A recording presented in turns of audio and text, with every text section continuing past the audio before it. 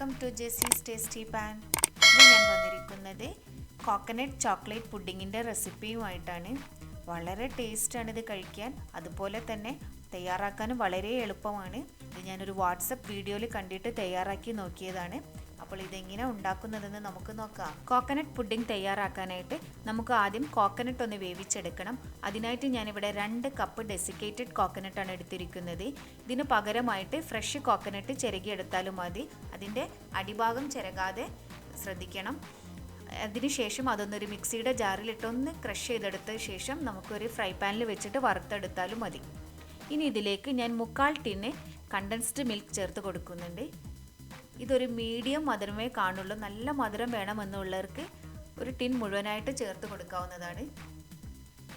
ഇനി ഇതിലേക്ക് 1.5 കപ്പ് പാൽ കൂടി ചേർത്ത് കൊടുക്കാം. പാലും ചേർത്ത് നന്നായിട്ടൊന്ന് മിക്സ് ചെയ്ത ശേഷം നമുക്ക് തീ കത്തിച്ച് ഇതൊന്ന് കുറുക്കിയെടുക്കണം. ഒരു ലോ ഫ്ലെയിമിൽ ഇട്ടിട്ട് ചെയ്തെടുത്താൽ മതി. നന്നായിട്ട് കുറുകി പാലെല്ലാം വറ്റി വന്ന് പാത്രത്തിൽ നിന്ന് വിട്ട് വരുന്ന ഒരു പരുവത്തിലാണ് നമുക്ക് വേണ്ടത്. ഇപ്പോൾ പാലെല്ലാം നന്നായിട്ട് വറ്റി വന്നിട്ടുണ്ട്. ഈ ഒരു പരുവത്തിലാണ് നമുക്ക് വേണ്ടത്. ഇനി നമുക്ക് തീ ഓഫാക്കാം. ഇപ്പോൾ പാത്രത്തിൽ നിന്നെല്ലാം വിട്ട് വന്നിട്ടുണ്ട്. ഇനി ഇത് നമുക്കൊരു പുഡിംഗ് ഡിഷിലേക്ക് മാറ്റാം. ഞാൻ ഇതുപോലെയുള്ള ഒരു സ്ക്വയർ പുഡിംഗ് ഡിഷാണ് എടുത്തിരിക്കുന്നത്. ഇതിലേക്ക് നമുക്ക് ഇതിട്ട് കൊടുക്കാം. ഒരേപോലെ ഇട്ട് കൊടുക്കണം.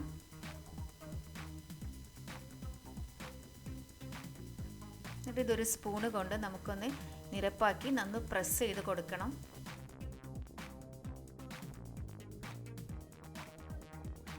ഇനി നമുക്കിതൊന്ന് ഒരു 15 മിനിറ്റ് സെറ്റ് ചെയ്യാനായിട്ട് ഫ്രിഡ്ജിലേക്ക് മാറ്റി വെക്കാം.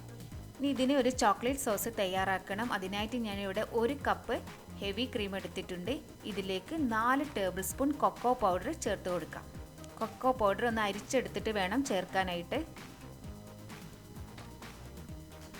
ഇനി 1 table spoon butter, 1/4 tin condensed milk, ഇതെല്ലാം കൂടി ചേർത്ത് ലോ ഫ്ലെയിമിൽ നമുക്കൊന്ന് കുറുക്കിയെടുക്കാം. കട്ടയില്ലാതെ വേണം ഇത് ചെയ്യാനായിട്ട്. തീ നന്നായിട്ട് കുറച്ച് വെക്കണം. കണ്ടൻസ്ഡ് മിൽക്കും അതുപോലെ കൊക്കോ പൗഡറും ചേർത്തതുകൊണ്ട് അടുക്കി പിടിക്കാനുള്ള ചാൻസ് ഉണ്ട്. അപ്പോൾ അത് പ്രത്യേകം ശ്രദ്ധിക്കുക. ഇനി കൊക്കോ പൗഡറിന് പകരമായിട്ട് ചോക്ലേറ്റ് മെൽറ്റ് ചെയ്തിട്ടും ചെയ്താൽ മതി. ഹെവി ക്രീമിലേക്ക് ചോക്ലേറ്റ് ചേർത്ത് ഒന്ന് മെൽറ്റ് ചെയ്തെടുക്കാം. ആ സമയത്ത് നമുക്ക് കണ്ടൻസ്ഡ് മിൽക്ക് ചേർക്കേണ്ട ആവശ്യമില്ല. ബട്ടർ മാത്രം ഇട്ട് കൊടുത്താൽ മതി. അപ്പോൾ നമ്മുടെ ചോക്ലേറ്റ് സോസ് ഇവിടെ റെഡിയായി വന്നിട്ടുണ്ട്. അപ്പോൾ ഞാൻ തീ ഓഫാക്കിയിട്ടുണ്ട്. ഈ ഒരു പരുവത്തിലാണ് നമുക്ക് വേണ്ടത്. ഇനി ഇത് ചൂടാറിയതിന് ശേഷം ഒന്നുകൂടെ കുറുകി വരും. അപ്പോൾ ചൂടാറാനായിട്ട് നമുക്ക് മാറ്റി വെക്കാം. ഇതെടുക്കിടയ്ക്ക് ഇങ്ങനെ ഇളക്കി കൊടുക്കണം, അല്ലെങ്കിൽ ഇതിൻ്റെ മുകൾ ഭാഗത്ത് പാട കിട്ടും. അപ്പോൾ അതിങ്ങനെ ഇളക്കി കൊടുക്കണം.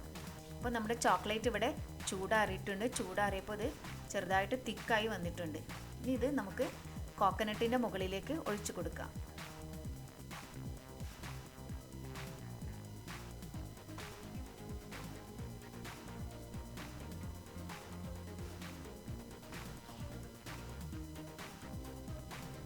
ഇത് നമുക്കൊന്ന് ഫ്രിഡ്ജിലേക്ക് മാറ്റാം. അതുപോലെ തന്നെ ഞാൻ ബാക്കിയുള്ളത് ചെറിയൊരു ഐസ്ക്രീം ബൗളിലും സെറ്റ് ചെയ്തെടുക്കുന്നുണ്ട്. അപ്പോൾ ഇത് എങ്ങനെ വേണമെങ്കിൽ സെറ്റ് ചെയ്തെടുക്കാം. വലിയ പുഡിംഗ് ബൗളിലോ അല്ലെങ്കിൽ ഇതുപോലെ ചെറിയ ചെറിയ ബൗളിലും വേണമെങ്കിൽ ചെയ്തെടുക്കാവുന്നതാണ്.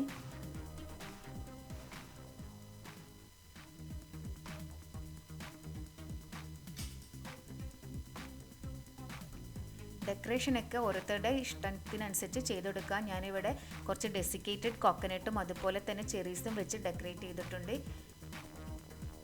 ഇനി നമുക്കിതൊന്ന് കഴിച്ചു നോക്കാം. നല്ല ടേസ്റ്റാണ് ഇത് കഴിക്കാൻ. ഒരു ബൗണ്ടി ചോക്ലേറ്റിൻ്റെ ഒക്കെ ഒരു ടേസ്റ്റാണ്. അപ്പോൾ വളരെ എളുപ്പമാണ് തയ്യാറാക്കാൻ. അപ്പോൾ എല്ലാവരും വീട്ടിൽ ചെയ്ത് നോക്കണം. ഇഷ്ടപ്പെട്ടാൽ ലൈക്ക് ചെയ്യാനും കമൻറ്റ് ചെയ്യാനൊന്നും മറന്നു പോകരുത്. അതുപോലെ ഫ്രണ്ട്സൊക്കെ ആയിട്ട് ഷെയർ ചെയ്യണം. പിന്നെ എൻ്റെ ചാനൽ സബ്സ്ക്രൈബ് ചെയ്യാത്തവരുണ്ടെങ്കിൽ സബ്സ്ക്രൈബ് ചെയ്യാൻ മറക്കരുത്. സബ്സ്ക്രൈബ് ചെയ്യുന്നതിൻ്റെ തൊട്ടടുത്ത് തന്നെ ഒരു കുഞ്ഞു ബെല്ലൈക്കൺ കൂടി കാണാം. അതുകൂടി ക്ലിക്ക് ചെയ്യണം. എന്നാൽ മാത്രമേ ഞാൻ പുതുതായിട്ട് ഇടുന്ന വീഡിയോസിൻ്റെ നോട്ടിഫിക്കേഷൻ നിങ്ങൾക്ക് കിട്ടുകയുള്ളൂ.